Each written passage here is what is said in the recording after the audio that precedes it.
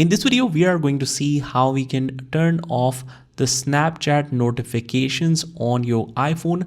So if you are receiving a lot of notifications on your phone from Snapchat, whenever someone puts a story, someone is following someone, or someone has uploaded a video and you're getting spotlight video highlights, here's how you can disable all of these notifications.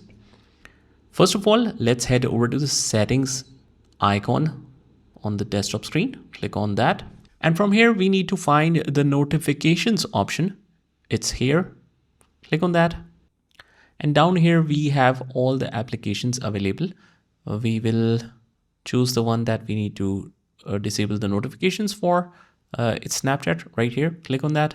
Now on the top, it says allow notifications. We just need to toggle that off and it will be wiped off completely. And now you will not receive any disturbing notifications from Snapchat.